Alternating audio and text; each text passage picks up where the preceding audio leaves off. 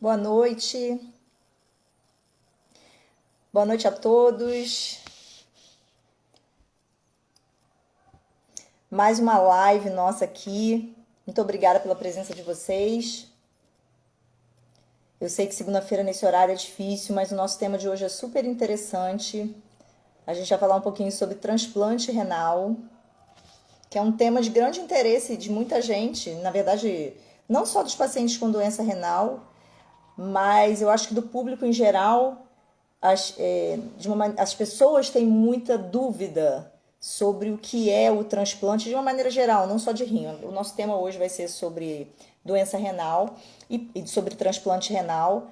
E o objetivo é porque nós estamos no mês de conscientização sobre doação de órgãos. E amanhã é o Dia Nacional dessa conscientização, porque ainda há muitos mitos relacionados à doação de órgãos e a gente precisa desmistificar isso aí. Então, eu fico muito feliz de receber vocês e hoje é um grande prazer eu receber a Ana Paula Beges Miderli. Ana, meio difícil o nome. Depois você me corrige se eu estiver errada. A Ana é enfermeira, trabalha no Hospital Universitário Cassiano Antônio de Moraes, junto comigo. Ela é enfermeira especialista em transplantes, uma pessoa que tem muita experiência nessa área. E aproveitando a oportunidade do mês de conscientização sobre doação de órgãos, eu a convidei para estar aqui hoje, para que a gente pudesse conversar um pouquinho sobre isso. Então, sem mais enrolação, eu vou chamar a Ana. Ana, vou te convidar aí, só um minutinho. Pronto, agora a gente vai só esperar. Oi, Olá, Ana. boa noite. Boa noite. Grande prazer ter você aqui comigo. A gente conversou esses dias sobre a possibilidade de fazer essa live. É até que a gente conseguiu uma data rápido, né? Foi, aproveitando, né, esse mês, que é o mês da conscientização de doação, acho que é bem interessante a gente falar disso hoje, né? Uhum. Queria aproveitar um pouquinho da sua experiência e a gente vai conversar um pouquinho. Não quero que seja. Boa noite, pessoal. Obrigada pela presença de vocês, todo mundo que está entrando aí agora. Eu queria só começar, assim, eu acho que a gente pode já começar, Ana. Eu queria só, assim, não sei se as pessoas entendem. É porque, por exemplo, quem não trabalha com isso, realmente é muito difícil entender o que é isso, porque é uma área muito específica, né? Falar de transplante, trabalhar com transplante é uma coisa muito específica. Então, existe muita dúvida em relação a isso. E eu queria só fazer um comentário que, na verdade, algumas pessoas têm a ideia de que transplante é cura da doença renal. Transplante renal é cura da doença renal, mas não é cura, é mais um tratamento. Então, a gente tem o tratamento da hemodiálise, da diálise peritoneal, e temos o tratamento do transplante renal. Então, quando a gente precisa encarar o transplante como, enfim, como um tratamento que precisa ser feito durante muitos e muitos anos, enquanto a pessoa tiver, enfim, estiver transplantada. Mas, Ana, eu queria saber, antes de mais nada, só queria dar essa introdução, mas eu queria saber o seguinte: você é enfermeira especialista em transplantes. E eu quero saber de você, o que um enfermeiro especialista em transplantes faz? Então, o transplante renal, para chegar no transplante renal, ou transplante de qualquer órgão, né? A gente fala, hoje nós estamos falando aqui sobre transplante renal, porque a gente está com um público mais, né, de pacientes de doença renal. Mas, na verdade, eu vou tentar falar um pouquinho sobre transplante de múltiplos órgãos, né? Apesar do transplante renal ser um transplante de órgãos em maior número no Brasil, né? Mas o transplante, na verdade, a gente precisa de uma matéria-prima para que o transplante aconteça. E essa matéria-prima é o órgão. E para que a gente chegue nessa matéria-prima, existe todo um processo anterior, que é a doação dos órgãos.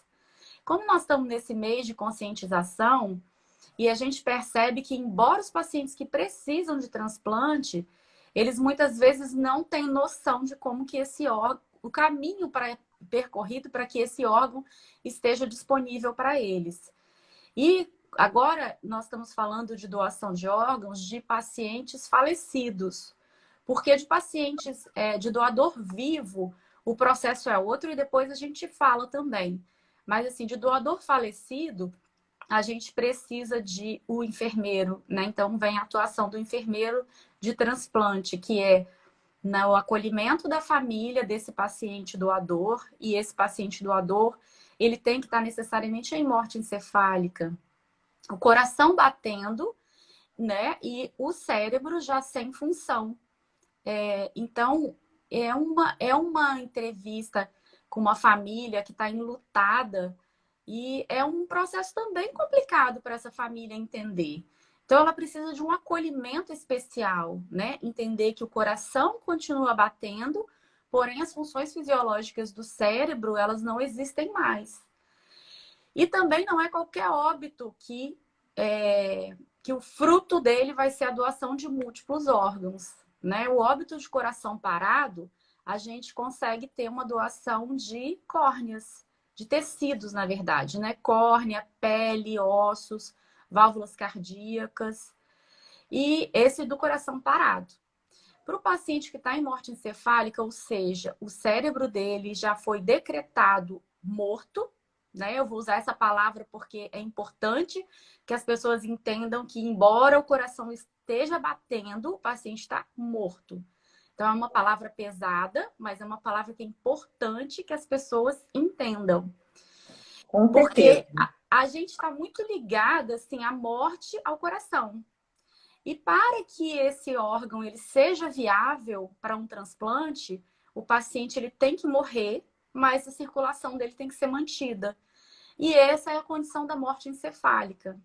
Então, é nesse momento que o enfermeiro de doação de órgãos, né, o enfermeiro que trabalha na comissão de doação de órgãos do hospital, ele faz o acolhimento dessa família, ele faz com que a família tenha contato com esse diagnóstico, que é um direito da família, né? Porque para chegar no diagnóstico de morte encefálica, existe toda uma legislação que a gente tem que seguir. E é importante que a família entenda como é que é feito esse diagnóstico e, inclusive, a família tem direito de acompanhar esse diagnóstico de perto, né? Todas as etapas do diagnóstico. Então, esse é um papel do enfermeiro de estar mostrando para a família cada etapa. E assim que é concluído, essa família é facultada a essa família fazer ou não a doação de órgãos.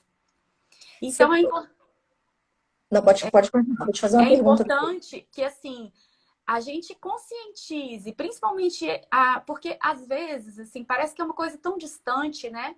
A morte é uma coisa que a gente não quer pensar. E as pessoas que precisam de órgãos ou de tecidos também não querem achar que precisam que alguém morra para poder trazer o produto que elas precisam. Mas a morte é inevitável. Então, assim, o que a gente pode tirar de bom de uma coisa, de uma tragédia familiar, né? Que é a perda de um ente querido. É fazer com que outras pessoas se beneficiem dessa tragédia familiar, que pode ser bom para outras pessoas. Então, esse é o papel do enfermeiro, trazer essa família que está enlutada, que está triste, chateada pela perda de um familiar, pensar que isso pode ser tirado alguma coisa de bom, que é a ajuda ao próximo, que é facultar para essas pessoas que estão na fila receberem esse órgão. Então, esse é o primeiro processo, né? Porque o enfermeiro do transplante, ele atua no pré, no intra e no pós-transplante. Então, o pré é isso, é conseguir o nosso produto, que é o órgão. Deixa eu só fazer um comentário de uma coisa que você falou que eu achei super importante. Na verdade, só quero reforçar. Você falou assim, é importante falar que o paciente está morto. Eu me lembro que há uns anos atrás, você com certeza lembra disso, a gente colocava na carteira de identidade, sou doador de órgãos. Eu acho que Aham. isso até caiu, né? Porque, Caiu. assim, as pessoas tinham muito medo. E eu lembro que eu ouvi as pessoas falando isso, falando assim, não, mas se eu colocar que eu sou doador de órgãos, alguém pode me matar para tirar os meus órgãos. Sim. Mas a gente sabe que o processo, e eu quero deixar isso claro porque o processo de doação de órgãos é um processo extremamente complexo. Não existe essa coisa de vou botar ali num fundo de quintal a pessoa, tirar o órgão dela e... Enfim, aqui do Brasil, pelo menos eu posso falar pelo Brasil, né, Ana? Aqui no Brasil a coisa é muito séria, assim, né? É muito regulamentada. Então, o paciente que é dito estar em morte cerebral é porque ele realmente não tem absolutamente mais nenhuma chance de voltar a viver, né, Ana? Então, assim, É. a gente não pode ter medo de pensar em doação, tanto dos nossos órgãos. Eu sempre falo para minha família, o dia que eu morrer pode tirar tudo, levar tudo, entendeu? Se tiver alguma coisa boa para ajudar o outro, pode levar. A gente não precisa ter o medo de achar que vão antecipar a nossa morte com o intuito de tirar órgãos nossos, né? Então, assim, o paciente, o protocolo de morte encefálica é um protocolo muito sério, muito detalhado.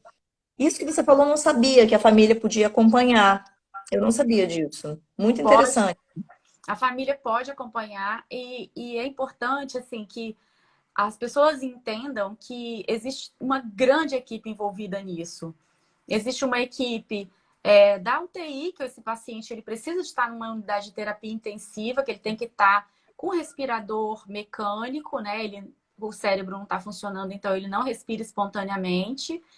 Então tem toda a equipe da UTI envolvida, médico, enfermeiro, técnico de enfermagem, assistente social, fisioterapeuta, e aí depois vem a equipe do centro cirúrgico, depois vem a equipe a equipe realmente, os cirurgiões que fazem o transplante, vem a equipe de nefrologista que cuida do paciente depois, né? Que avalia também esse doador, essa equipe.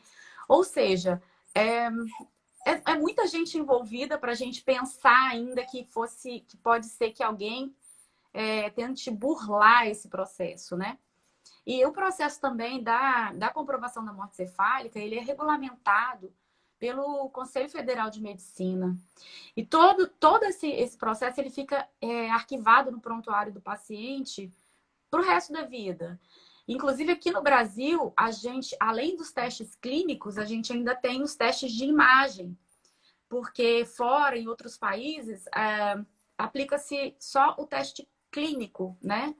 Aqui a gente ainda tem Procurar a comprovação. reflexo, né? Isso, né? Quando o paciente deixa de ter reflexo, é, são testados vários tipos de reflexo para ver se esse paciente realmente não tem mais nenhum reflexo. Esse é o teste clínico. Esse teste ele é repetido, ele é feito por um médico, depois ele é feito necessariamente por outro. E aí depois ainda vem o teste de imagem. Então, é um processo muito sério, onde muitas pessoas estão envolvidas. Então, essa lenda aí que a gente pode ser adiantada, nossa morte, para beneficiar outra pessoa que seja, isso é uma coisa, eu falo também pelo processo nosso aqui do Brasil, né? Isso, ao meu ver, e tem 20 e alguns anos que eu trabalho com transplante, para mim é uma coisa impossível hoje de acontecer. Né? Então, algumas pessoas falam, eu duvido, a gente vive num país onde tudo pode acontecer. Mas, felizmente, esse processo, essa regulamentação da doação e da distribuição dos órgãos é um processo realmente muito sério. Ele foi muito bem estudado e muito bem amarrado para que nada saia do nosso controle. Eu nunca vi também nada que possa sugerir qualquer tipo de, enfim, de risco, né, em relação ao paciente renal. Você me falou uma coisa sobre transformar a tragédia em algo bom. Eu me lembrei de uma paciente que eu tive, que era uma menina de 17 anos que entrou em diálise e de repente, assim, descobriu que tinha doença renal e ela, enfim, um menino morreu afogado, um menino da idade dela, um menino filho único, uma tragédia assim horrorosa, mas a família resolveu doar. E foi cada rim dele, na verdade ele doou tudo, né? Doou córnea, ele era um menino saudável, então assim, acho que ele doou tudo, mas no caso ele doou um rim para essa menina e para um outro adolescente. Então, essa menina, o adolescente, o outro menino não tem notícias, mas essa menina já tem acho que uns 10 anos transplantada. Ela fez faculdade, ela se formou, atualmente ela está fazendo mestrado, nem mora mais no Brasil. Então, assim, daquela tragédia familiar aconteceu alguma coisa boa. E é exatamente isso que você falou. Acho que você pode ter algum tipo de conforto Sim. dentro de uma situação que é, obviamente, terrível, né? É. Tem alguns estudos já aqui no Brasil, feito por equipes maiores, que tem um número maior de doação, né, e de transplante, que eles entrevistam as famílias na pós-doação ou não. E a maioria das famílias, aquelas que optaram por não doar, elas se arrependem depois. Elas gostariam de ter doado, entendeu? E as que doaram têm um grande prazer por terem conseguido fazer a doação. Então, assim, isso é um prazer muito grande para a gente trabalhar, né, nessa área, que às vezes as pessoas falam bem assim, ai, Ana, mas você deve ser muito triste entrevistar uma família, né, enlutada, com a perda de um parente, mas ao mesmo tempo também você vê a felicidade do outro, né, que por qualquer história hoje está dependente de algum tipo de terapia, né, que seja terapia renal ou que seja o paciente que precisa de um rim, de um coração. A alegria dessas famílias por chegar a vez, né, dele receber esse órgão. E aí também não é tão simples assim. A pessoa entrou na fila e vai receber. A gente vai falar sobre isso depois, né? É um caminho também muito grande, embora depois que esteja na fila. Na verdade, a fila, é claro que as pessoas entram na fila, mas você pode ser o primeiro da fila. Se não aparecer um rim compatível com você, na verdade, o critério maior é a compatibilidade, né? Mas a gente vai falar sobre isso. Eu queria só fazer aqui, só para a gente entender que existem dois tipos de possíveis doadores, né? Então, a gente tem o doador falecido, que é a pessoa, exatamente esse caso que a gente falou, que a gente vai lá, a pessoa morre e a família opta por doar. E esse, na verdade, como você falou, mobiliza uma equipe gigantesca para, num período de tempo curto, se não me engano, em torno de 40, no máximo 48 horas, né? No Ana, máximo, me corrija se eu estou falando errado, mas quanto menos de 48, quanto mais próximo, assim, o ideal é que seja assim, 6 horas. Quanto menos tempo entre a retirada do rim, eu estou falando do rim, mas de qualquer órgão, né? Do órgão e o implante no receptor, quanto menor esse tempo, maior a chance do transplante dar certo, certo? isso. Cada órgão tem um tempo, né, de isquemia. Esse 48 horas é para o rim, que é um tempo mais estendido. Agora, quando a gente fala de coração, são 6 horas. 6 horas. Córnea também deve ser bem pouco, né? Córnea não, porque córnea para captar são 6 horas. Aí depois ela fica preservada num meio de Ah, ela preservação fica preservada, que tem dura razão. até 14 dias, dependendo do meio de preservação. Nossa, estou adorando, porque eu só entendo de transplante renal. Você tá me ensinando um monte de outras coisas. Realmente, córnea fica conservado, eu não lembrava disso. Mas enfim. E aí, quando a gente. Por que que eu estou falando isso? Porque assim, a gente tem então o transplante doador falecido, que é é isso tudo que a gente falou, mas a gente também tem também o doador vivo. Então, o Isso. doador vivo é aquela pessoa que, por livre e espontânea vontade, se oferece para doar o rim. É. Lembrando, gente, que assim, eu sei que parece óbvio, mas assim, não é permitido venda de órgãos. Às vezes o óbvio precisa ser dito, né? Então, venda de órgãos não é permitida, é crime, Aqui no né? Brasil. No Brasil. Sim, existem Em países outros que, países infelizmente, não as está coisas acontecem. regulamentado. A gente E sabe que aí, acontece, mas é pessoa viva, tá? É diferente do que a gente falou antes. isso. Aí é importante aqui falar, né, que todo esse processo que a gente falou até agora, que a gente precisa do produto, então esse produto é vindo de um paciente falecido, é para esse doador falecido. Para o doador vivo, é importante, tem também duas modalidades. Tem o doador vivo aparentado, que são parentes de até quarto grau, mas quarto grau são tios, avós e primos, não é aquele meu primo, filho da minha prima, que eu falo é meu primo de quarto grau. É o quarto grau de acordo com a legislação. Então, são tios, avós e primos. Esses não precisam de autorização judicial. E Esses. cônjuge também não. Oi? Cônjuge também não precisa de Cônjuge autorização. também não. Cônjuge também Então, não. se você quer seu marido, sua Esses, esposa, não tem isso. problema. Esses, na verdade, eles são estudados, né? Ver se eles têm condição clínica, condição física para serem doadores, idade, né? Tudo isso. Então, a equipe é que vai definir, né, quem é o doador ideal nesse caso. Quando não é aparentado, necessariamente precisa de passar por entrevista com um assistente social e precisa de uma autorização judicial. E mesmo aparentado, mas além de quarto grau, tipo o que eu acabei de falar, né? O filho da minha prima quer me doar? Pode? Pode, mas precisa de ter uma entrevista, né, com toda uma equipe, com psicólogo, assistente social, além da autorização judicial. Na verdade, para você inibir justamente qualquer tipo de Exatamente. compra de órgãos ou É, coisa do tipo, né? porque a Negociação. compra não é necessariamente o dar o dinheiro, né? A gente vive numa sociedade que, às vezes, a compra, ela pode ser emocional, né? Uma pessoa dependente emocionalmente da outra, né? Ela pode ter um fundo financeiro que não é aparente, entendeu? Então, por isso que é bem analisado essa doação de não aparentados. É bem analisado por uma equipe que já está preparada para isso. E aí as pessoas falam, ah, mas poxa, eu queria doar. Eu, por exemplo, minha melhor amiga, ela era paciente renal crônica. E eu queria muito doar para ela.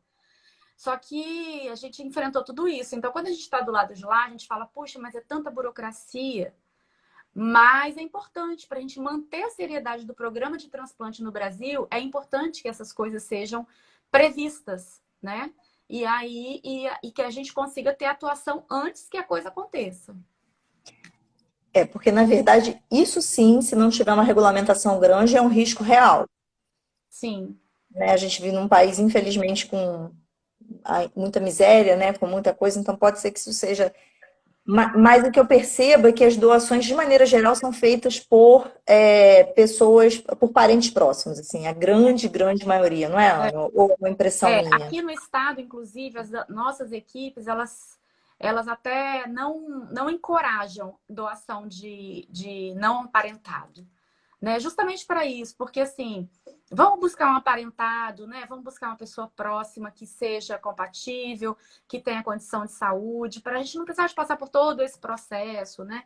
Então, as equipes que hoje aqui trabalham, elas não encorajam, né? Não que não façam, mas não encorajam que não seja doador aparentado. É mais fácil o processo, né? Com certeza. E o melhor doador, gente, é o gêmeo univitelino, né? Esse é o melhor Sim. doador. E aí Mas irmãos também são. tem essa questão também da compatibilidade, da qualidade do órgão, né? Quanto mais compatível, maior a qualidade do órgão que vai ser doado, maior A a chance de expectativa de funcionar. vida desse órgão depois de transplantado, né? O resultado imediato do transplante costuma ser melhor no doador também aparentado. Então, tudo isso é levado em consideração. E aí também por isso que as equipes não encorajam de doador não aparentado. Porque, assim, o insucesso dessa doação é uma grande tragédia também, né? É um vivo perdendo um órgão, e aí, se esse órgão não tiver sucesso no receptor, é uma grande tragédia, né? Então, assim, quando é aparentado, é uma coisa que se trabalha melhor, né? É mais fácil de se trabalhar. Doei o órgão para o meu irmão, mas esse órgão não funcionou. É mais fácil do que, né? Então, assim, a gente tenta colocar essa família toda envolvida no processo, porque as coisas podem acontecer, né? O grande Podem. número de transplante tem um curso positivo, mas pode acontecer desse curso não ser do jeito que a gente espera. Né? Então, toda a família tem que estar preparada para isso. Então, quando o doador está dentro do núcleo familiar, é mais fácil da gente conduzir isso. Essa também é uma outra função do enfermeiro, que você me perguntou lá atrás. É esse acompanhamento, essa análise do núcleo familiar, é a entrevista para sentir qual daqueles familiares se sente mais à vontade para doar, porque é uma cirurgia que tem um risco. Então, esse paciente, o doador, ele tem que estar disposto, ele tem que estar disposto a todas as etapas desse processo, né? São vários exames, depois são várias entrevistas, né? Depois tem a internação, o pós-operatório imediato, ele tem também os seus cuidados. Então, é importante que o doador ele esteja realmente preparado para isso. E quando esse doador está dentro do núcleo familiar, isso é mais fácil de acontecer, porque ele já tem convivência com aquele paciente renal, ou um paciente que precisa de um transplante de coração ou de fígado, mas esse não pode ser de doador vivo, tá, gente? Mas assim, quando a gente tem dentro de casa um paciente que precisa de uma doação, a gente já está envolvido no processo. É mais fácil para a gente entender, né? É importante essa questão do doador vivo, gente. Olha, esse doador vivo ele pode ser para rim, parte do fígado, em alguns casos, em algumas doenças, não são todas, tá? E medula óssea, né? É importante também a gente falar da doação de medula óssea, que todos nós podemos ser doadores. Existe um cadastro nacional de doador de medula óssea. E como a doutora Olivia falou, quanto mais compatível para o transplante de rim, é melhor. Para o transplante de medula, tem que ser 100% compatível. 100% de Então, compatibilidade. assim, para uma pessoa que não é aparentado ter a mesma compatibilidade comigo, é uma mega sena. Milhões, assim, a gente consegue que quando não é parente. Então, por isso que foi criado o Banco Nacional de Doadores de Medula Óssea, que esse banco hoje, as informações daqueles doadores, ela também é trocada com outros países. E aí, se você achar um doador, que é muito difícil, eu, por exemplo, tenho mais de 10 anos que estou inscrita e até hoje ninguém precisou da minha doação de medula. Então, não é comum, assim, achar. Mas se achar, é uma mega cena para quem conseguir ir num banco de medula, né? E é importante, porque esse transplante de medula salva realmente vida, né? O transplante tem... Só que, realmente, 100% de compatibilidade é... Mas eu acho que aí, o que você falou é muito importante, sabe? Porque para a gente ter a consciência de que não custa nada você ir lá colher um sangue e colocar o seu nome lá como possível doador de medula. Quanto mais pessoas inscritas, maior a possibilidade de achar alguém que seja compatível. Exatamente. E não custa nada, né? Para quem se coloca lá nessa condição. Para fazer o cadastro, é apenas uma coleta de uma amostra de sangue. Exatamente. Faz a coleta da amostra de sangue, tipa o seu HLA, que é uma parte do DNA, né? Fica lá no banco, fica lá no seu cadastro. Se tiver alguém que tenha a mesma compatibilidade sua, você é chamado e aí é entrevistado. Aí você é obrigada a doar, sei lá, daqui a 10 anos. Eu fiz o meu há 10 anos atrás. Hoje eu tenho uma condição clínica diferente, eu sou obrigada a doar? Não. Eu novamente vou passar por uma entrevista. Se eu posso ter questões minhas que eu não desejo mais doar e simplesmente vou dizer não quero mais doar. Ou eu posso ter outras questões, até de ordem de saúde, que eu não vou mais poder Sim. ser doador. E você falou de condição clínica, eu queria aproveitar e puxar o gancho, que é o seguinte, alguém fez uma pergunta aí, como é que funciona a compatibilidade ou algo do tipo. Mas assim, o que eu queria dizer, só para a gente tentar entender como é que funciona o processo. Então, por exemplo, o paciente descobre, enfim, que tem uma doença renal crônica. E aí ele vai lá, ele começa a tratar no consultório, no ambulatório, ou não, porque a gente já descobre com uma doença muito avançada. E aí ele entra em diálise, ou em hemodiálise, ou em diálise peritoneal. Antes disso, eu queria fazer um comentário. Existe uma coisa chamada transplante preemptivo, Sim, que no Espírito Santo, infelizmente, a gente não tem, né, Ana? sim, não tem. Então, mas assim, o que é o transplante preemptivo? É quando o paciente consegue transplantar com um doador vivo, então alguém doa para ele, alguém que é compatível doa para ele, antes dele precisar fazer diálise. Esse seria o melhor dos mundos, né? Mas isso exige enfim, uma estrutura que a gente não tem aqui, pelo menos aqui no Espírito Santo. São Paulo tem, eu não sei mais aonde no Brasil tem, eu realmente só conheço em São Paulo.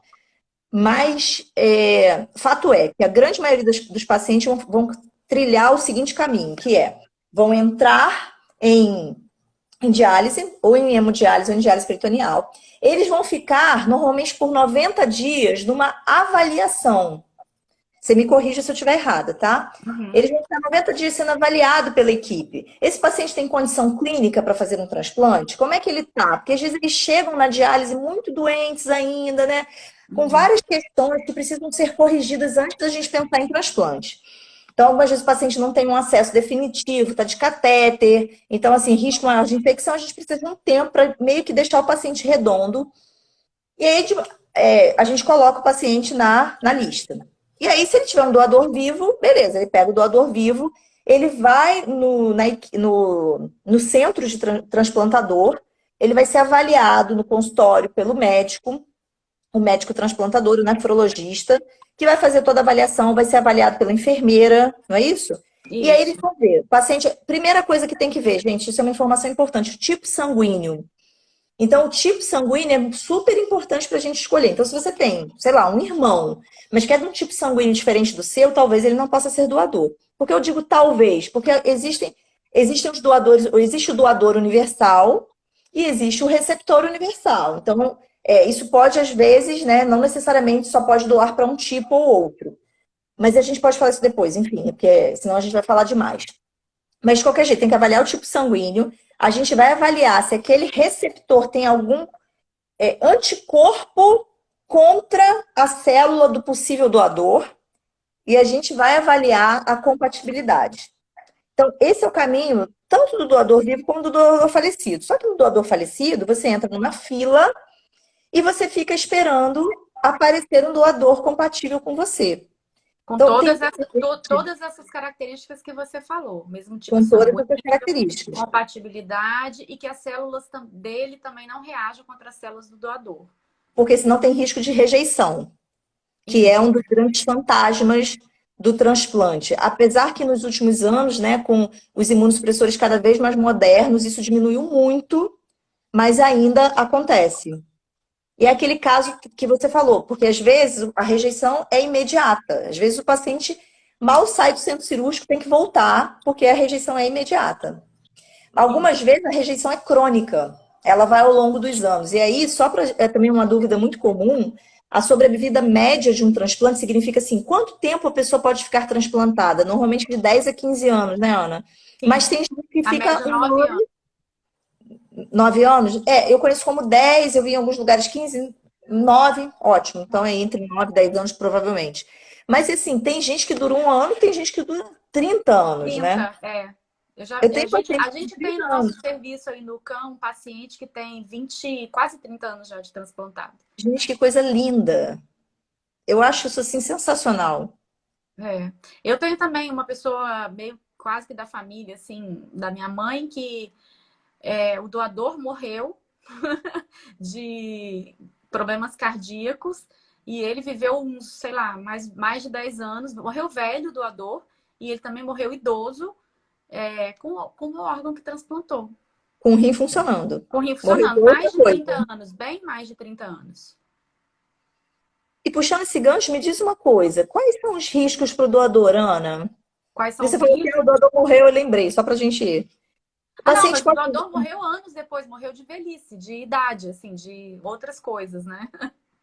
Não, não, eu entendi, mas é só porque eu queria puxar o gancho para a gente falar um pouquinho, porque às vezes as pessoas têm medo, né, de doar o rim, ou qualquer órgão que possa ser doado em vida, né, claro. Uhum. Mas assim, dá para viver com um rim só? Claro, dá. Os riscos são os riscos cirúrgicos de qualquer outra cirurgia. Após isso, essa questão da doação cirúrgica, a vida normal. É Vida claro que normal, precisa de mas ter com cuidados. um acompanhamento, né, com o nefrologista. E assim, no primeiro ano o acompanhamento é mais frequente e nos anos subsequentes esse acompanhamento vai ficando mais raro, mas é importante que ele vá para dosar, né, os exames, testar a função renal dele, mas ele vive uma vida normal com um rim único. A, as pessoas às vezes falam: ah, e se eu entrar em insuficiência renal e tendo um rim único, eu não vou ter uma história mais curta, né? Um desenvolvimento dessa doença mais curto? Não necessariamente, né, doutora Olivia? Não, não necessariamente. Na verdade, é claro que a gente perde a massa renal, mas o nosso rim é muito adaptável, né? Na verdade, o nosso corpo. Então, ele acaba crescendo, aumentando de tamanho e dando conta. É claro que por você ter perdido uma parte da massa renal, você tem que ficar de olho, mas dá para você ter uma vida normal. Alguém perguntou, o estilo de vida conta também? Muito. Com Porque certeza. na verdade, mas conta para qualquer pessoa. Quem tem um rim, porque tem gente que nasce com um rim só também. É, Então, quem tem um rim ou quem tem dois rins, essas pessoas elas precisam ter um estilo de vida saudável. Então, se você, por exemplo, doou o seu rim ou você pensa em doar o seu rim, você tem que pensar em não ser obeso, porque infelizmente a obesidade aumenta a sobrecarga no rim, que já vai ter, já é um rim com sobrecarga, porque ele está tendo que dar conta do que 2 rins fariam. Então, assim, a obesidade, você tem que ser uma pessoa que, se você desenvolver hipertensão ou diabetes, você tem que fazer um tratamento bem correto. Você tem que fazer exercício físico, você não pode fumar. Na verdade, você vai ter que fazer o que você teria que fazer com 2 rins, né? Nesse sentido que eu disse vida normal, assim, né? É, Vida normal no sentido de da gente que a gente realmente precisa, todo mundo precisa de ter um estilo de vida mais saudável, que não necessariamente porque tem um rim só, né? Ou o contrário, né? Eu tenho um rim, tenho que ter um estilo de vida saudável. Todos nós deveríamos estar pensando no estilo de vida mais saudável. Agora, a questão alimentar é igual uma pessoa que deveria ter igual a todos nós, né? Que deveríamos estar buscando um estilo de vida saudável. sim. Agora, Ana, eu queria que você falasse assim, rapidinho, sobre como é que é feita a captação do órgão. Ah, tem uma pergunta aqui que eu gostei muito, da Josi. Se o doador depois, esse doador vivo, ele evoluir para perda de função renal, ele é priorizado para a fila de transplante? Sim, ele é priorizado. O doador, ele é priorizado depois na fila. Nossa, eu não sabia disso, não. Sim, porque ele tem, né? Ele já foi doador lá atrás, então ele é priorizado para quando ele estiver na fila de espera. Nossa, que legal. Ah, foi até bom você falar nisso. Então, quer dizer, porque a gente tem alguns motivos porque uma pessoa é priorizada. Porque, por exemplo, me corrija se eu estiver errada. Se você tem assim, ó, apareceu um rim X, e você tem 3 pessoas que poderiam receber esse rim. Se as 3 são compatíveis, aí o critério tempo na fila entra, não é? Sim, sim. São vários critérios, né?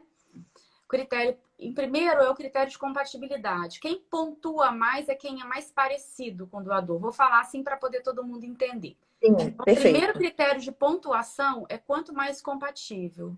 O segundo critério de pontuação é tempo de fila. E junto com esses dois, cruzando com esses dois, é o biotipo do doador e do receptor. Então, adolescente doando para adolescente. Biotipo, peso corporal, tamanho, altura e peso corporal. Mas idade em criança, isso não Sim, influencia, não? sim, sim. As crianças também são priorizadas. As crianças são priorizadas. Entendi. Mas E as crianças são priorizadas dentro da fila de criança, né? Então, assim, a gente às vezes fala, ah, a criança é priorizada. Ó, então o primeiro órgão que sair vai ser da criança? Deveria, mas a gente não pode transplantar um rim de um paciente de 50 quilos, uma criança de 10 quilos. Então, ela é priorizada, mas ela acaba sendo priorizada dentro do tamanho, das pessoas do tamanho dela. sim, porque na verdade o órgão tem um tamanho.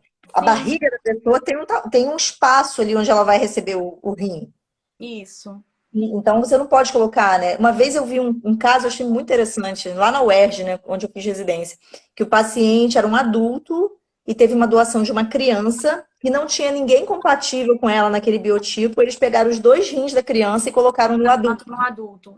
Isso acontece quando é muito pequeno. Pode ser criança ou pode ser um paciente com peso corporal muito pequeno e o receptor com peso corporal maior. Aí precisa de colocar os dois órgãos em um único receptor. Porque geralmente é um rim para cada pessoa aqui, né? Uhum. E isso é uma excepcionalidade. E isso Sim, tudo também precisa de ser muito bem documentado, porque de acordo com o processo de doação, o produto de um doador são 2 rins. Então, quando você pega os 2 rins e transplanta em um só, isso tem que ser extremamente documentado. sim. Porque, né, tem que Para ser documentado de imagem, que aquele órgão está realmente, os dois estão realmente em um paciente só. Então, isso não é uma situação muito confortável para nenhuma equipe, né? Porque isso é uma coisa extraordinária. tudo que sai da rotina né, é um É. pouco complicado. A gente precisa. Eu acho que há muitas dúvidas em relação ao transplante. Eu queria fazer uma pergunta. Quem é que. Ah, tá.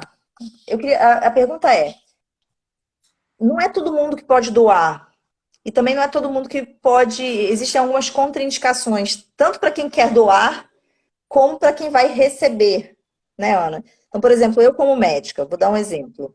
Eu estou lá na clínica de diálise e aí um paciente recebe aparece um rim compatível. Aí eles me ligam, a central de transplante me liga, fala assim, doutora Olivia, eu posso doar o rim, quer dizer, aparecer um rim para o senhor fulano de tal, a gente pode doar? Então, tem situações em que eu não posso receber esse rim. E eu só queria falar isso, que pode ser que haja alguém que esteja assistindo a gente que seja paciente renal crônico, mas assim, por exemplo, existem algumas contraindicações, né? Então, por exemplo, obesidade mórbida,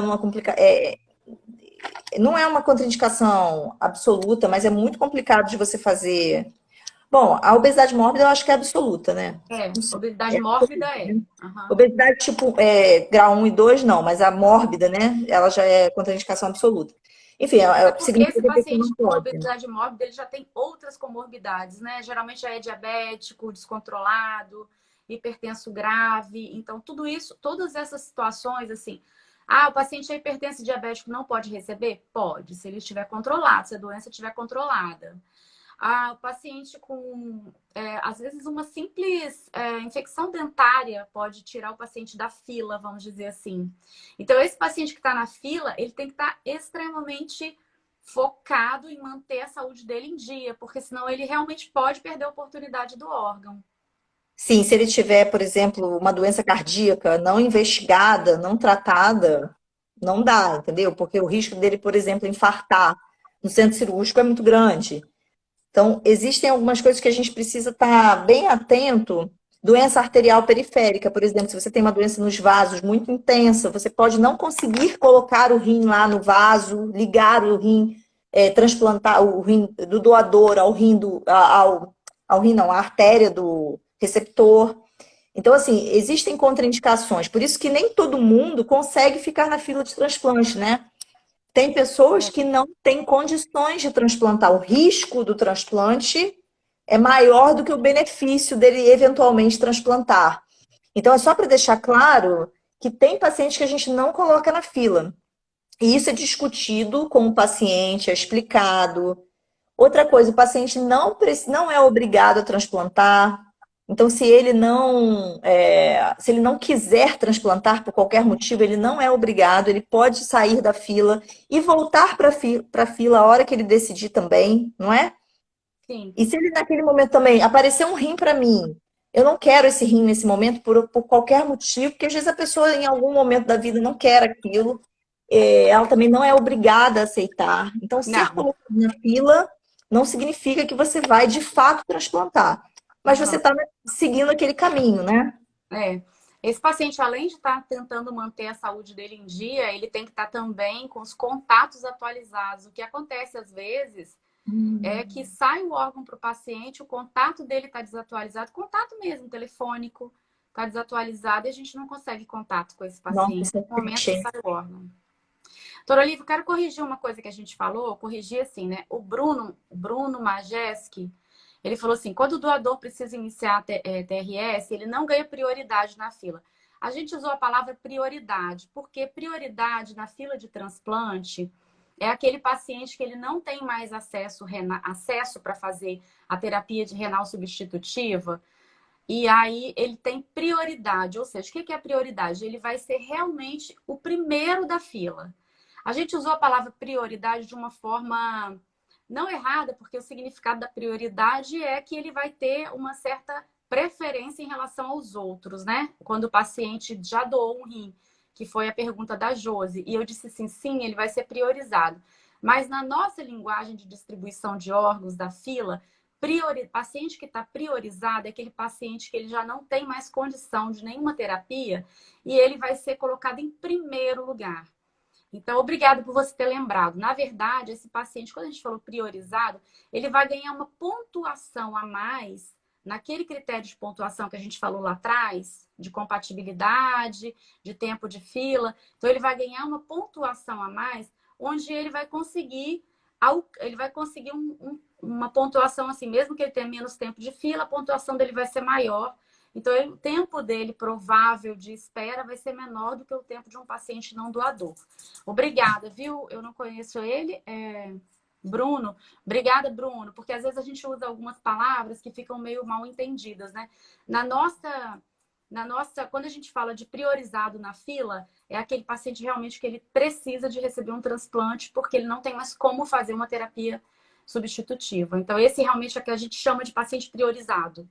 O paciente que ele doou algum órgão, ele vai ter uma pontuação a mais e ele vai ser beneficiado em relação à fila. A prioridade, assim, do ponto de vista do transplante é exatamente isso. A paciente não consegue mais fazer hemodiálise porque ela não tem nenhum local por onde a gente pode puxar o sangue para filtrar.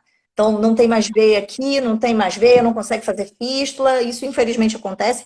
E também o paciente que não consegue fazer diálise peritoneal. Então, para a gente classificar o paciente como falência de acesso, que também, e para ele ser de fato priorizado, tem que ter lá um laudo do vascular, exames de imagem que vão mostrar que ele não tem mais acesso para fazer diálise, e ele também tem que ter um laudo do pessoal da diálise peritoneal dizendo que ele não tem peritônio funcionante. Isso. Ou que tem alguma contraindicação, outra, mas que seja assim, uma contraindicação absoluta que não impeça ele de fazer, por exemplo, o tratamento da diálise peritoneal. Porque, falando em relação à diálise peritoneal, é um tratamento domiciliar. Então, a pessoa precisa ter um suporte familiar, um local que possa fazer a diálise. Então, às vezes, a contraindicação é até social. Mas intelectual também, tem que ter uma condição intelectual mínima para poder... Mínima, porque ela vai se o tratamento, a pessoa faz em si mesma, né? Então, você tem toda a razão, Bruno. A falência de acesso, inclusive, é mais uma coisa que é muito séria. A gente precisa estar muito bem documentado, porque para esse paciente passar na frente, ele tem que estar realmente numa situação de vida ou morte, muitas vezes, né?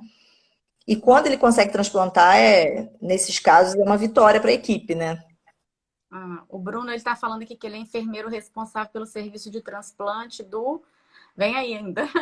Tem uma outra pergunta aqui, se o paciente bariátrico, Douglas pergunta se o paciente bariátrico pode doar.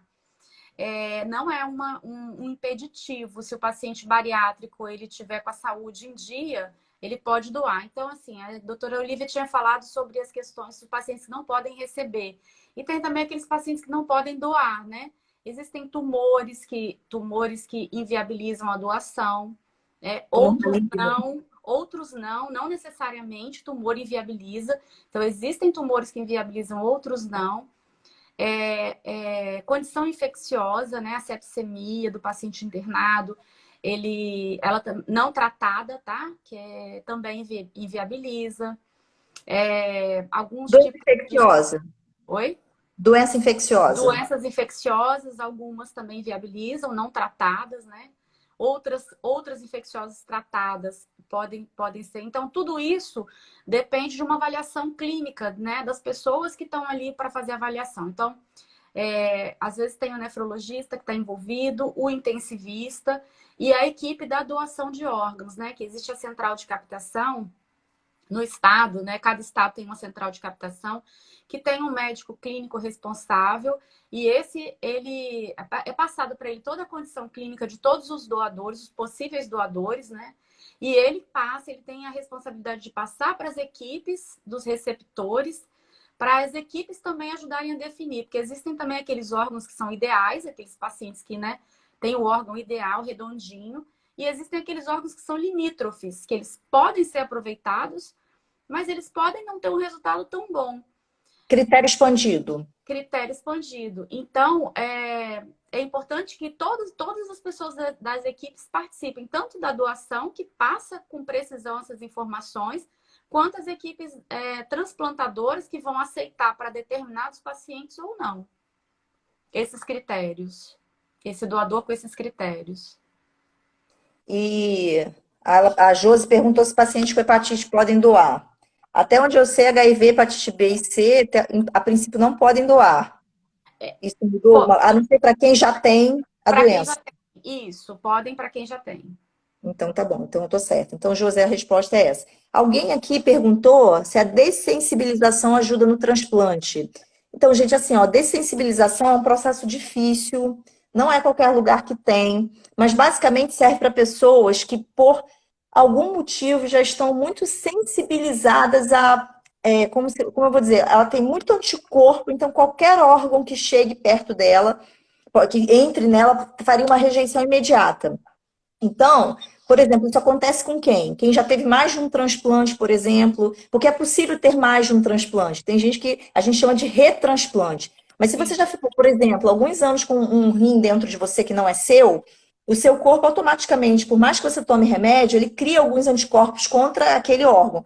Às vezes não em quantidade suficiente para fazer uma rejeição, mas ele cria. Então, quando você faz um retransplante, você pode fazer uma nova. Você vai, é como se você fosse criando cada vez mais anticorpos dentro de você.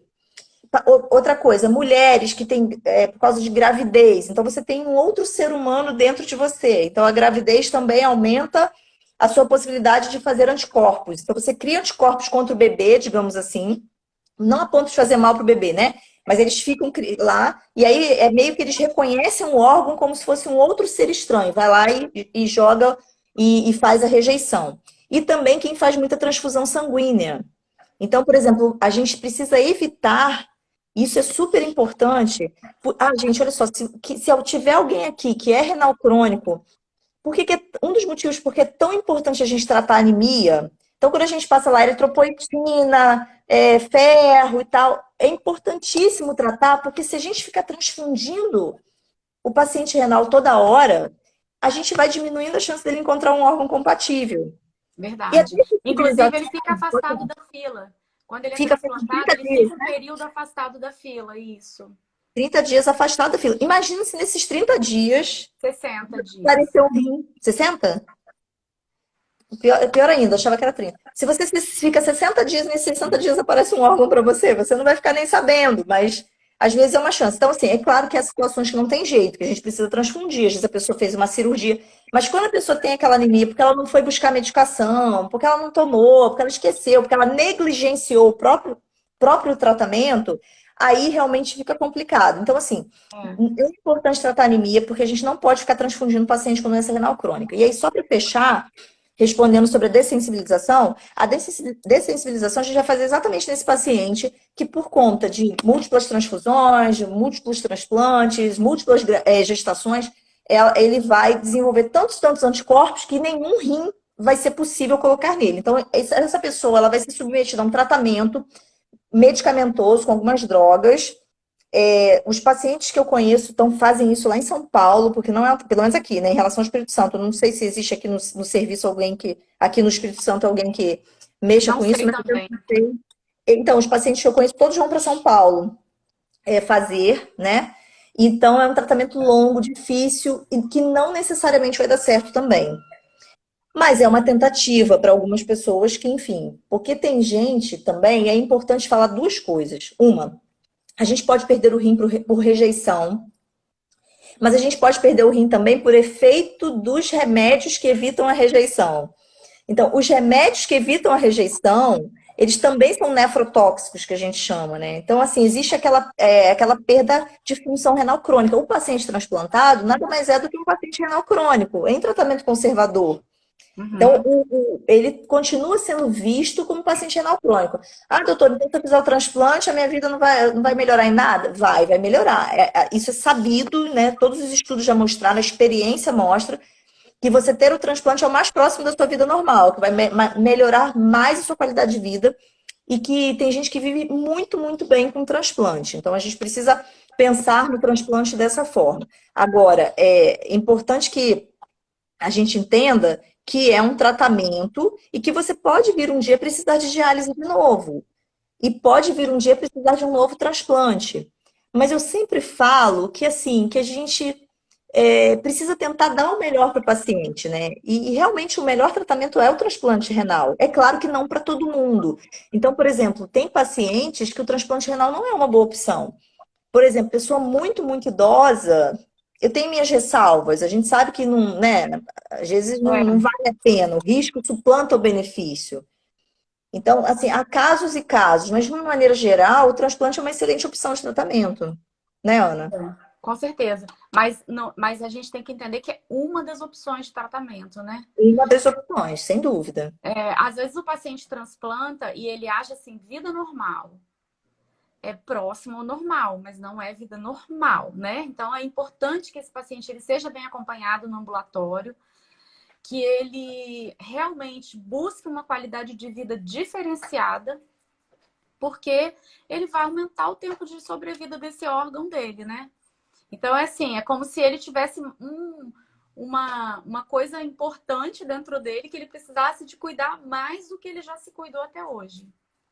Porque de vez em quando a gente vê uns casos que são assim lamentáveis de pessoas que simplesmente param de tomar o remédio. Isso Sim. é de uma.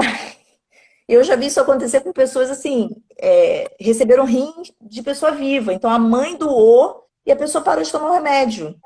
Isso gera Por isso que é importante, uma angústia. quando esse paciente ele vai ser estudado, tanto o doador quanto o receptor, ele tem que ser acompanhado por uma equipe multidisciplinar, porque essa equipe ela tem a capacidade de avaliar se esse paciente ele vai dar o segmento do tratamento no pós-transplante. Porque senão, assim, não faz sentido, né? É um investimento financeiro, é um investimento, é um custo, né, para a família, um risco a mais, que é uma cirurgia, né?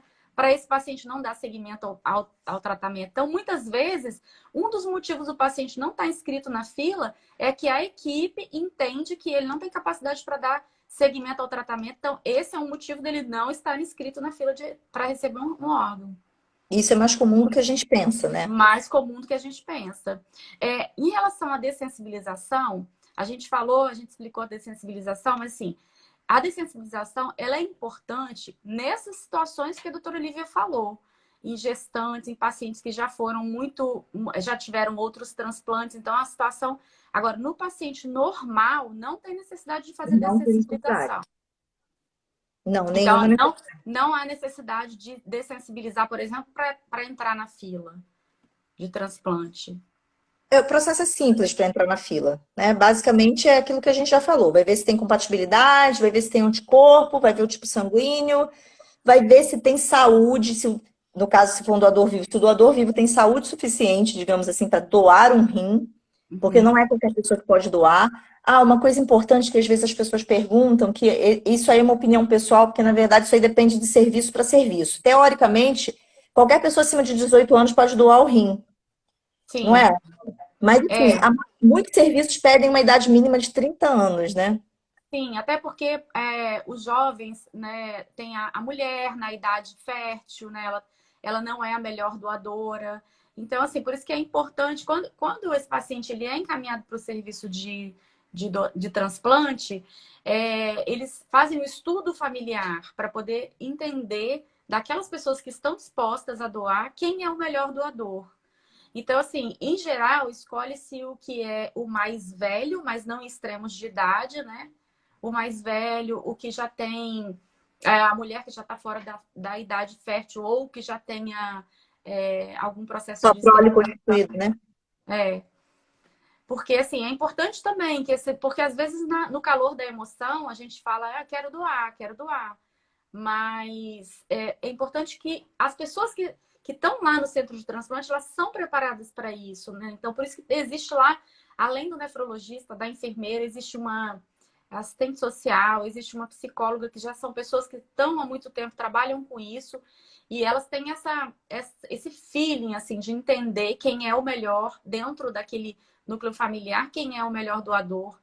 E aí cabe à família, né, saber se essa pessoa está disposta a ser doador. Então, em geral, quando esse paciente ele vai para o centro de transplante, eles pedem para vir 3 pessoas junto, para serem estudadas essas 3 pessoas. Até porque também não é só isso, né? A pessoa pode ser o doador ideal, mas ele não ter compatibilidade. Então, não adianta ser o ideal. Então, por isso que é estudado de 3 em 3 da família. Na verdade, é um quebra-cabeças, né? Tem que todas as peças se Quebra-cabeça. encaixarem para que o transplante aconteça, né? É. Eu Aí, acho que voltando lá no comecinho, né? Vamos lá. Lá no comecinho, quando você falou que a gente colocava na carteira de identidade, as pessoas falavam, não vou colocar porque podem me matar para tirar um órgão meu para transplantar numa pessoa rica.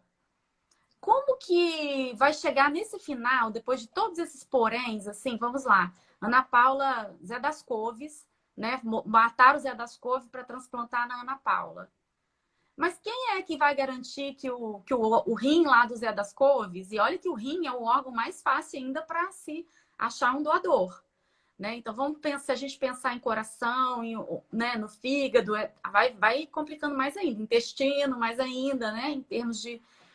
Então, assim, quem garante que esse órgão da pessoa lá, que a equipe, né, negligenciou, que não estava morto, né, que tirou o órgão da pessoa viva para beneficiar a outra, que esse órgão vai servir lá na outra? Então, assim, eu falo que a gente desmistifica isso, porque realmente ainda tem, gente. Tem pessoas do meu convívio que falam: ah, não, você pode até falar, mas eu sei não. Então, assim, hoje, essa questão da carteira de identidade, isso caiu por terra, tá, gente? Isso não existe mais. Não E existe quem mais. decide é a família. No momento do óbito, a família ela é entrevistada e quem decide é a família. Então, aproveitando o dia de hoje, que é o dia da conscientização, e depois a gente ter falado sobre isso tudo, é importante, inclusive essa data ela foi criada para isso, para fomentar a conversa sobre a doação de órgãos dentro das famílias. E como aqui a gente tem muita gente envolvida, tanto o paciente quanto pessoas envolvidas no processo de doação e transplante, vamos aproveitar essa semana, assim, vamos conversar sobre isso, porque quando a gente vai fazer uma entrevista familiar, e eu tenho muita experiência nisso, já fiz muitas na minha vida, que a família sabe do desejo do doador, fala É assim, mais não, eu fácil. queria ser doador. Acabou, a conversa já acabou ali, entendeu? A família quer fazer a vontade daquele paciente que foi a óbito. Agora, se isso nunca foi falado, aí a decisão vem para a família. Então, é o peso da mãe, do pai, do irmão, da esposa. Puxa, será que ele iria gostar? Será que ele iria ficar... Será que ele, em vida, nunca me falou disso? Então, vamos conversar sobre isso? Porque vocês viram como que é complexo, né? Como é um quebra-cabeça para chegar lá no final e ter um órgão para ser transplantado nesse paciente que necessita. Então, vamos aproveitar essa semana, vamos falar no nosso meio familiar, no nosso meio de trabalho, né? É importante que a gente diga, olha, eu quero ser doador, assim, quando eu morrer, eu desejo que os meus órgãos sejam aproveitados de alguma forma, ou tecidos, tá, gente? Que se a morte não for por morte encefálica, se for morte de coração parado e não tiver causa infecciosa, não tiver nenhuma contraindicação, a gente ainda assim pode doar córnea, válvulas cardíacas, pele, e Nossa, vasos e ossos, isso.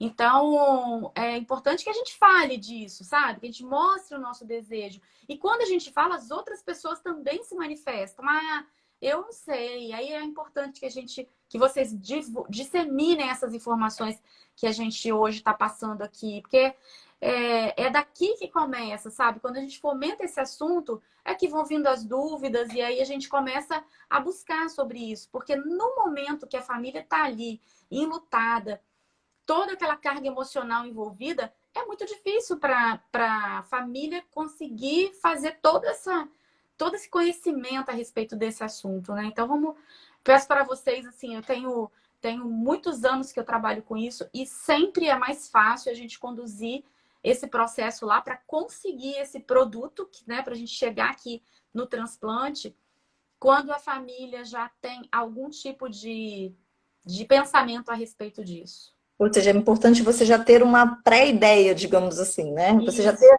aquilo já tem que estar decidido na sua cabeça antes, porque aí facilita o processo, o trabalho da equipe de transplante, né? Eu vou deixar um pensamentozinho aqui para cada um, assim. Se uma pessoa muito querida da gente morresse, por exemplo, a nossa sogra, né? O namorado tá online, não pode contar para minha sogra não, tá? Que eu falei isso. Se a sogra morrer, você vai ter que decidir. Não, não é você, tá, gente? Quando a gente decide quando é parente, é só uma brincadeirinha. Mas vamos dizer que uma pessoa querida da gente aqui, eu falei isso só para quebrar o gelo. Uma pessoa querida faleceu. E vocês nunca falaram sobre doação. Se ela queria, se não queria. Como é que ia ficar? Um exercíciozinho, vocês vão pensar. Como é que ia ficar a minha cabeça? Eu ia doar fácil? Eu não ia doar fácil? Agora, que nem a Olivia já falou assim, olha, quando eu morrer eu quero doar tudo. Será que vai ser desconfortável para familiar dela falar, não, olha, a gente quer doar. Não vai nem precisar da equipe de doação do hospital chegar. A própria família procura, falando, olha, tá em morte cefálica, olha, ela queria ser doadora. Então, é muito mais fácil quando é assim. Então, vou deixar esse pensamentozinho para na hora de dormir aí vocês lembrarem e pensar, gente, que hoje, às vezes, tem aquelas tantas pessoas na fila, mas amanhã pode ser um de nós. Sempre penso nisso. Com certeza. A gente nunca sabe, né? Às vezes, de uma hora para outra, a nossa vida muda. Com certeza. Às vezes a gente tem colegas aí que chegam lá e falam: olha, eu tô com um pai, assim, eu tô, entendeu? Quando a gente menos imagina, nossos parentes evoluem para a doença renal crônica e aí nós estamos vivendo a mesma situação dos pacientes. Então, isso é uma coisa que é importante. É, realmente, eu acho que é uma coisa que precisa ser mais divulgado nos meios de comunicação. Mas o nosso objetivo aqui é esse, né? Aliás, Ana, acho que a gente pode até finalizar por aqui. Caso você tem mais alguma coisa para falar? Não, eu, Eu acho eu deixo o meu contato aqui do Insta e as pessoas que estão aqui, eu tô vendo muita gente conhecida. Se dependessem, essa semana também lá no Hospital das Clínicas a gente vai ter uma campanha também de divulgação, né, sobre a doação de órgãos. E eu deixo meu contato aqui para quem desejar, quiser, tiver algum tipo de dúvida, pode me chamar que a gente esclarece, se eu conseguir. Ana, eu achei maravilhoso, assim, foi muito, muito bom a gente ter se encontrado aquele dia, eu indo embora, Foi. vocês no plantão, eu indo embora. A gente começou, vamos fazer uma live sobre transplante? Eu achei que foi muito bom, eu aprendi muita coisa com você hoje, então muito obrigada. Bom, que bom. E, gente, assim, a live vai ficar gravada. Se você tem alguma pessoa que você conhece, que faz diálise, que tem dúvidas, que pensa em ser doador, mostra para ela essa live, que eu acho que pode ajudar a tirar algumas dúvidas. Ana, muito obrigada mais uma vez pela sua presença, foi maravilhoso. E a gente vai continuar nessa luta aí para conscientizar as pessoas sobre a importância da doação de órgãos. Obrigada a todo mundo aí que tá nos parabenizando. Nosso Josi, O pessoal da Hospital está em peso. pessoal do Hospital em Peso. Obrigada pela audiência. O amor também está online. É, o meu também. Gente, Tá muito bom, obrigada, gente. tá? Fiquem com Deus e até a próxima. Beijo. Beijo, uma boa noite. Boa noite.